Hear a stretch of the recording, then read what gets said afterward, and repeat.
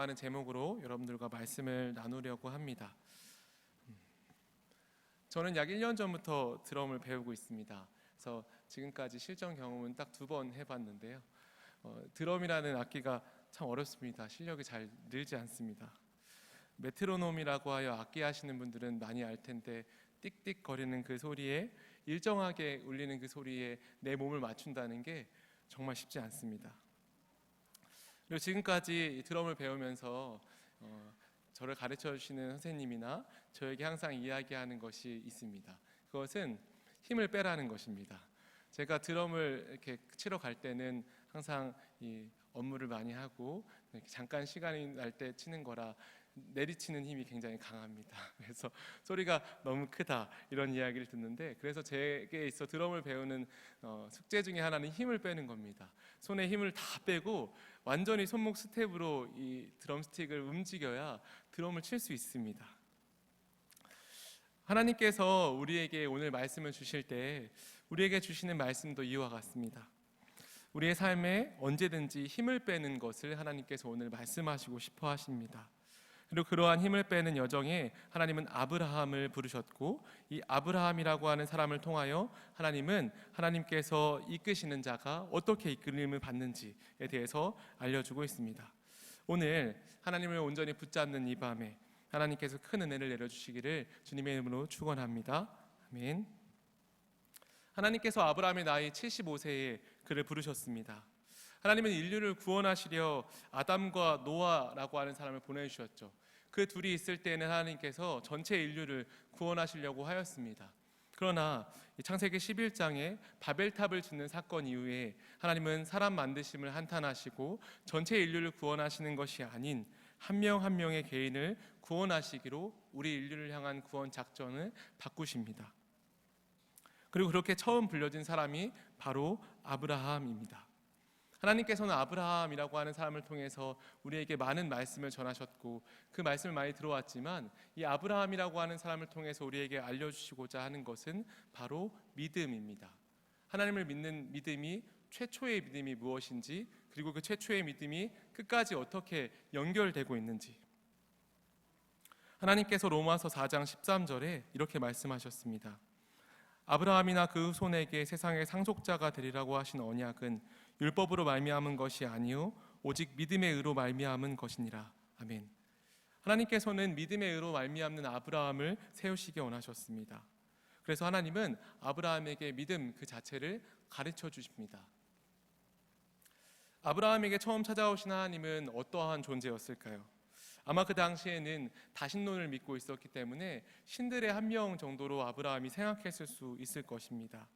그러나 아브라함에게 오신 하나님이 아브라함에 가르쳐 주고자 했던 믿음의 내용은 바랄 수 없는 중에 믿는 믿음이었습니다. 하나님이 처음 사람 아브라함에게 찾아오셔서 내가 너에게 나를 믿는 믿음을 가르쳐 줄 것인데 그 믿음은 바랄 수 없는 중에 믿는 믿음이다로 아브라함에게 찾아오신 것입니다. 우리가 잘 알고 있듯이 아브라함은 자녀가 없었고, 그런 그에게 하나님은 자녀를 주시겠다라고 하는 약속을 했었죠. 그것이 그에게 주신 첫 번째 약속이었고, 그 약속을 이루어가는 것이었습니다.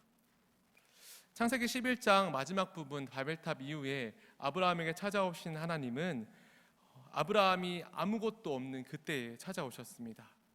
아버지가 돌아가시고 조카 롯과 그의 아내가 남아있지만 그에겐 자녀가 전혀 없는 그런 상황. 시족사회에서 가족 공동체는 가장 중요한 공동체였습니다. 그럼 그때에 아버지를 잃고 아버지의 명령에 따라 갈대아 우르를 향했지만 데라에서 돌아가신 아버지는 어디로 가야 할지를 다시는 더 이상은 알려주지 않았습니다. 아브라함에게 이제 갈 길도 없고 그리고 자녀도 없는 그 상황에서는 정말 바랄 것이 없는, 어디로 가야 할지 모르는 그러한 상황에 하나님은 아브라함에게 찾아오신 것입니다. 아브라함에겐 자녀가 없었고 아버지가 돌아가시고 자녀가 없는 그 상황에 가장 비극적인 순간에 하나님은 아브라함에게 찾아오셨고, 하나님은 아브라함에게 우리가 가장 잘 아는 말씀이죠. 창세기 12장 1절에서 3절과 같은 약속을 하셨습니다. 여호와께서 아브라함에게 이르시되 너는 너의 고향과 친척과 아버지의 집을 떠나 내가 내게 보여줄 땅으로 가라. 내가 너로 큰 민족으로 이루고 내게 복을 주어 내 이름을 창대하게 하리니 너는 복이 될지라. 너를 축복하는 자에게는 내가 복을 내리고 너를 저주하는 자에게는 내가 저주하리니 땅의 모든 족속이 너로 말미암아 복을 얻을 것이라 하신지라. 아멘. 아브라함에게 믿음을 가르쳐 주실 때 아브라함에게 처음 말씀하신 내용입니다. 하나님은 아브라함에게 찾아오셨고 아브라함에게 떠나라 라고 말씀하셨습니다. 그에 대한 근거로는 큰 민족을 이루고 복의 통로가 되게 하신다라고 하는 이유였습니다. 아브라함이 한 치 앞도 볼 수 없을 때 하나님께서 아브라함에게 주신 말씀이었습니다. 그러나 하나님은 그 보이지 않는 그런 곳에 밝은 길을 아브라함에게 제시해 주셨죠. 그 아브라함은 바로 아브라함에게 주신 하나님의 밝은 빛은 하나님의 약속 그 자체였습니다. 하나님이 약속하신 것은 하나님께서 반드시 이루겠다라고 하는 그런 보증과 함께 하나님께 약속을 주신 것입니다. 그리고 하나님은 자신을 소개하실 때 나는 여호와다 라고 하는 그의 이름을 말씀하십니다. 여호와의 이름은 우리가 흔히 알고 있듯이 약속을 하시면 약속을 성취하신다 라고 하는 의미를 갖고 있습니다. 하나님의 이름 자체가 약속을 이루시는 분이다 라고 아브라함에게 찾아오신 것입니다.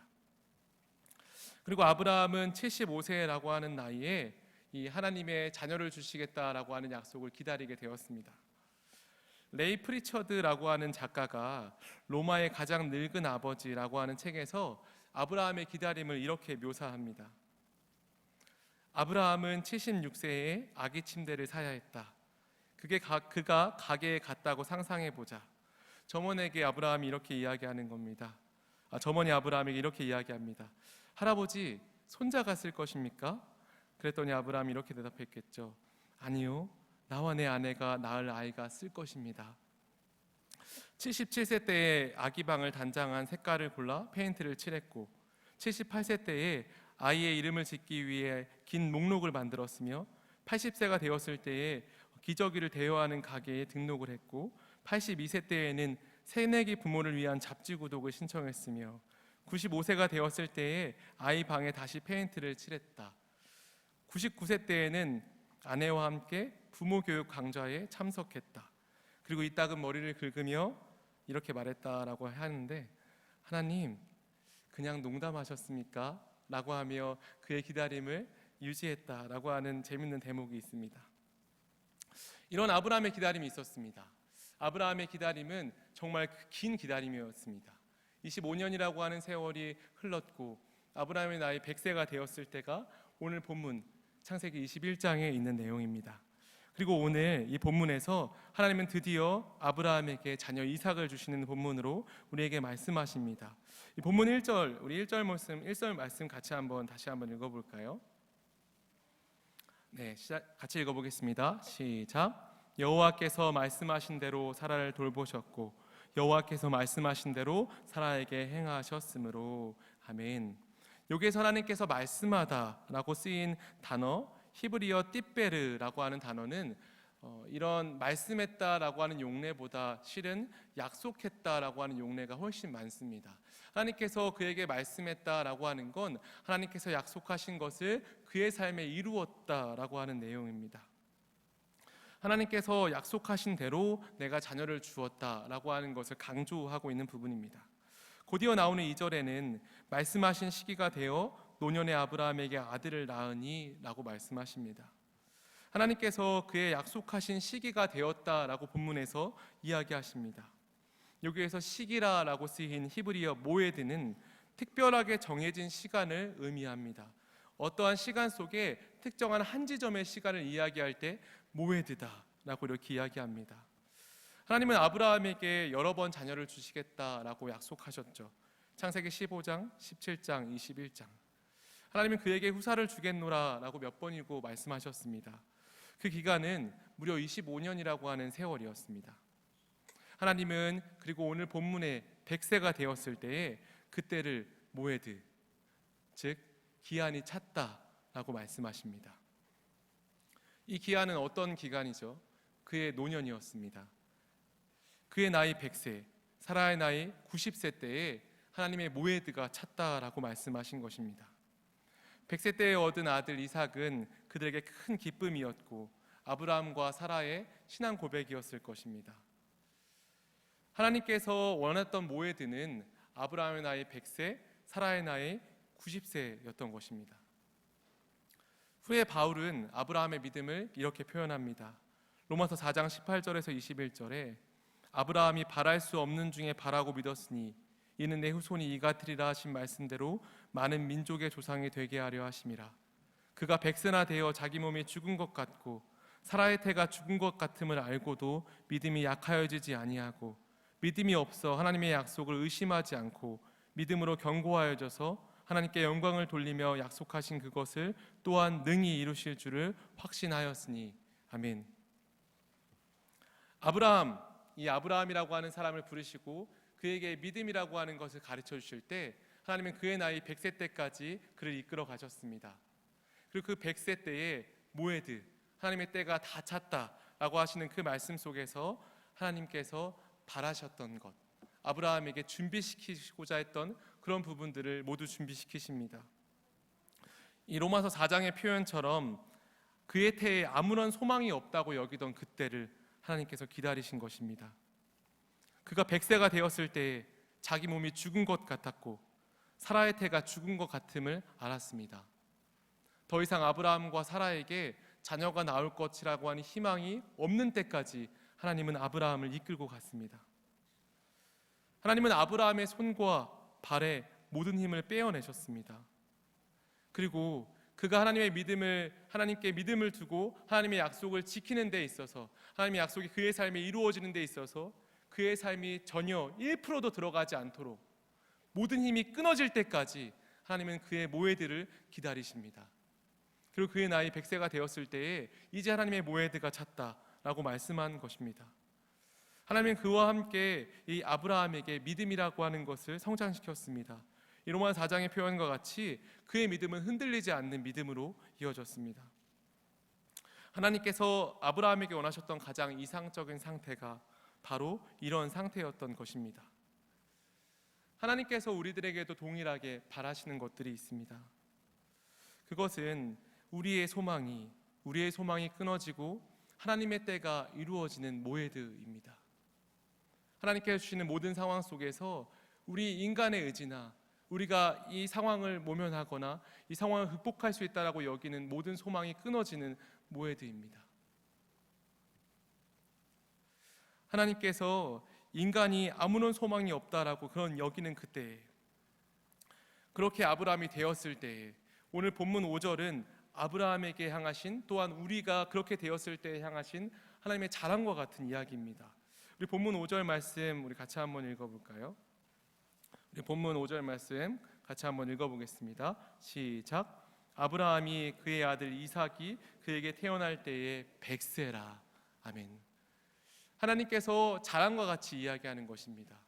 봐라, 아브라함과 사라의 소망이 끊어지고 아브라함과 사라의 힘이 다 없어지고 이제 내가 이래서 낳은 아들을 낳은 그때가 바로 100세였다. 100세. 100세는 사람이 소망이 끊어졌던 상징적인 숫자입니다. 오늘 여러분들과 말씀을 나누며 100세라고 하는 제목을 둔 것도 이 때문입니다. 하나님께서 아브라함의 100세를 기다리시고 그 100세에 하나님께서 봐라, 내 자녀가 100세가 되어 그의 소망이 끊어졌지만 그때 내가 일하는 하나님의 때가 되었다. 아브라함의 소망은 그쳤지만 그때 내가 일한다 라고 말씀하시는 것이 바로 21장 5절의 하나님의 자랑과 같은 이야기입니다. 우리가 주가 일하시네 라고 하는 찬양을 많이 알고 있듯이 이 찬양은 이런 가사를 두고 있죠. 날이 저물어 갈 때, 빈들에서 걸을 때, 그때가 하나님의 때, 내 힘으로 안 될 때, 빈손으로 걸을 때 내가 고백해 여호와 이래. 아멘. 우리의 소망이 끊어질 때 하나님께서 진정 일하시는 줄 믿습니다. 하나님께서 우리의 모든 삶의 현장 속에서 우리의 소망이 끊어지는 그곳에서 일하시기를 주님의 이름으로 축복합니다. 저의 삶에 처음 찾아온 하나님의 때는 화장실에서였습니다. 저는 20대 초반에 유독이나 자신감에 넘치는 생활을 하였습니다. 그때는 왜 이렇게 자신감이 넘쳤는지 지금 되돌아보면 모르겠는데 세상이 시험만 보였고 그 생활 속에 하나님의 자리는 그리 많지 않았습니다. 그런 저를 변화시켰던 곳은 바로 군대였습니다. 군대 시절에 힘든 상황들이 많았고 구타가 잦았고 질타가 잦았습니다. 그런 잦은 구타와 질타는 저를 자꾸만 작게만 만들었습니다. 그러면 그럴수록 하나님을 의지하는 훈련들을 조금이나마 하게 되었습니다. 너무 잦은 구타와 질타는 저를 아무것도 하지 못하는 사람으로 만들기 일쑤였고, 결국 저는 아무런 행동도 하지 않고 시키는 대로만 해볼까라고 하는 생각을 할 때까지 이르렀죠. 그런데 그렇게 시키는 대로만 하면 잘 알고 있듯이 왜 시키는 것만 하냐고 이렇게 되려 혼이 났던 그런 기억이 있습니다. 그렇게 힘든 군대 생활을 할 때 하나님께서는 제 삶에 많이 속삭이셨습니다. 그리고 많은 도움을 주셨습니다. 그리고 억지로라도 방해받지 않는 공간, 화장실을 갔습니다. 그 화장실에서 변기를 부여잡고 기도했습니다. 하나님, 나를 도와주세요. 사방이 우겨쌈을 받는 것처럼 정말 힘들 때 그냥 그곳에서 하나님 이름 부르면 하나님께서 마치 이렇게 이야기하는 것 같았습니다. 힘들지 영태야 라고 하는 것 같았습니다. 하나님의 위로가 그곳에 있었습니다. 하나님을 잘 알지 못했고 깊은 관계를 맺지 못했지만 하나님은 어려움에 있을 때, 내가 힘들 때 도움을 주시는 분이다 라고 하는 인식을 강하게 받을 수 있었습니다. 그렇게 힘든 터널과도 같은 군대 시절 하나님을 고백하며 전역할 수 있었고, 전역 후에 예수님을 만나는 간증을 제가 강단에서 한 적이 있습니다. 우리가 예수님을 만나고 구원받는다는 것도 오늘 아브라함의 이야기와 동일합니다. 구원받는 사람은 자신이 얼마나 철저한 죄인인지를 깨닫습니다. 내 안에 소망이 없음을 깨닫습니다. 구원을 향한 어떠한 의도, 구원을 향한 어떠한 우리의 선행도 구원에 더 도움이 될 수 없음을 깨닫습니다. 그러한 사람들은 철저하게 하나님을 의지하게 됩니다. 내 안에 소망이 없음을 깨닫고 하나님께로 나아가게 됩니다. 바울의 고백처럼 하나님은 우리를 어머니 태로부터 우리를 택정하셨고 그의 은혜로 우리를 부르셨습니다. 하나님의 부르심은 우리라고 하는 사람의 자녀가 됨의 첫 걸음이었던 것입니다. 하나님은 우리를 부르시고 우리가 철저한 죄인임을 깨닫게 하십니다. 우리 안에 소망이 없음을 보게 하십니다. 구원을 향한 완전히 끊어진 소망을 보게 하시고 우리의 백세를 인정하게 하십니다. 그리고 우리 안에 백세를 본 후 가장 어두운 터널 속에 있을 때에 하나님은 가장 밝은 빛인 예수님을 우리에게 소개해 주십니다. 예수님은 우리에게 모든 것을 주시기 위해 모든 것을 희생하셨습니다. 예수님은 우리의 구원을 위해 이 땅에서 모든 죄를 짊어지시고 우리를 위해 모든 말씀들을 성취하셨고 우리의 구원을 완성케 하기 위해 십자가에서 모든 물과 피를 쏟으셨습니다. 믿으십니까? 예수님께서 우리의 삶을 향하신 그의 모든 수고와 희생은 믿는 자에게 선물과도 같이 주어졌지만 예수님은 십자가에서 또한 이 땅에 살아가면서 모든 말씀을 성취하시고 십자가에서 모든 물과 피를 쏟으실 만큼 모든 수고를 하심으로 우리의 구원을 향한 의를 완성시켰습니다. 예수께서 죽으시고 부활하심으로 우리를 향한 구원의 의가 되셨습니다. 의란 구원을 위한 모든 조건을 말합니다. 예수님은 우리의 구원을 위한 모든 조건을 충족시키셨습니다. 그래서 우리에게 말씀하시는 것은 마태복음 5장 3절에 있는 말씀입니다. 심령이 가난한 자는 복이 있나니 천국이 그들의 것임이요. 아멘. 예수님을 믿는 자들, 구원받는 자들, 그리고 믿음을 가진 자들에게 하나님께서 원하시는 것은 심령의 가난함입니다. 심령의 가난함은 우리 안에 어떠한 소망도 두지 않는 믿음을 말합니다. 우리가 구원을 위해서 우리가 하나님의 약속을 이루는 것에 있어서 우리의 힘이나 우리의 소망이 어떠한 관여함도 되지 않는다라고 하는 것을 철저하게 인정하는 것입니다. 그리고 그렇게 되면 이사야서 61장 1절에 하나님께서 이렇게 말씀하십니다. 주 여호와의 영이 가난한 자에게 아름다운 소식을 전하게 하신다. 가난하게 되어진 자에게 하나님은 아름다운 소식, 예수 그리스도를 우리에게 전해주시는 것입니다. 가장 가난하게 되었을 때 가장 풍요로운 예수 그리스도를 우리에게 알려주시고, 예수를 믿는 믿음을 가질 때에 그 안에서 가장 풍요로움을 누릴 수 있게 되는 것입니다. 그래서 우리가 가장 가난할 때, 빈들에서 터벅터벅 걸을 때 하나님께서 우리에게 찾아오셔서 하나님의 때라 모에드다, 하나님께서 이제 일하실 때가 되었다 라고 말씀하시는 것입니다. 기도란 우리가 하나님께 손을 드는 것입니다. 손을 드는 것은 하나님께 완전한 항복을 하는 것을 의미합니다. 하나님의 방법이 우리의 삶에 이루어질 수 있도록 하나님께 우리의 삶의 모든 방법을 내어드리는 것입니다. 오늘 밤 여러분들은 하나님께 여러분들의 삶의 방향과 여러분들의 삶의 모든 문제의 해결점을 찾기 위하여 이 자리에 나오신 줄 믿습니다.